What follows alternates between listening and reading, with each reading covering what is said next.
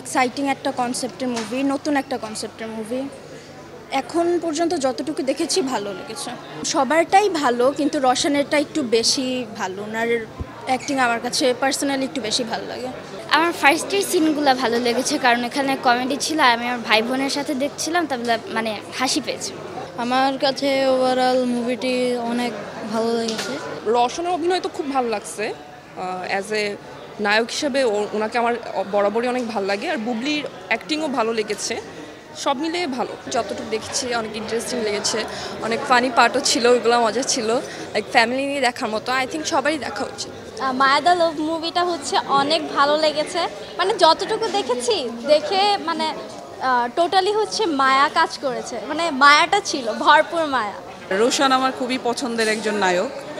আরেকটা হচ্ছে আসলে ফ্যামিলিকে নিয়ে দেখার মতো সব মুভি হয় না, এটা আমার মনে হয় যে ফ্যামিলিকে নিয়ে দেখার মতো একটা মুভি। তিনটা হিরো একটা হিরোইনকে দিয়ে কেমিস্ট্রিগুলো এত সুন্দরভাবে ক্লিয়ার করেছে জাকির ভাই, আমাদের ডিরেক্টর যিনি ছবির, অসাধারণ অসাধারণ। সিরিয়াসলি আমার খুব ভালো লেগেছে।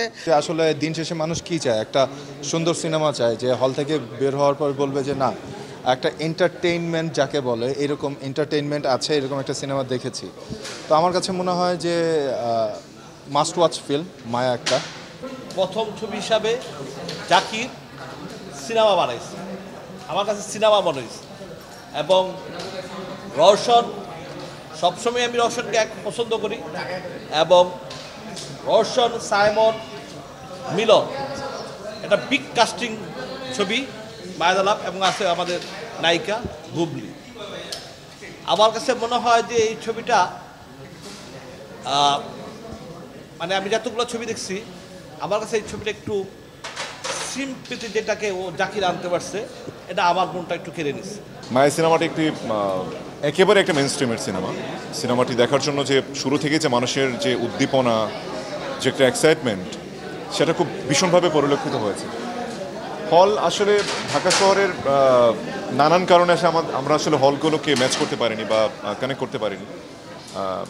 বাট এই সব কিছুকে ছাড়িয়ে যে কটি হলই পেয়েছে ঢাকা এবং ঢাকার বাইরে, দর্শকদের উপচে পড়া ভিড়, দর্শকদের পজিটিভ রেসপন্স, সিনেমাগুলো সম্পর্কে তাদের ভালো লাগার কথা, তারপর বিভিন্ন রিভিউ, সব কিছু জেনে আসলে অনেক বেশি ভালো লাগে যখন বুঝতে পারে যে সিনেমাটাকে অনেক বেশি ভালোবাসা মানুষ দিচ্ছে, মানুষ সিনেমাটা দেখার জন্য আগ্রহ প্রকাশ করছে।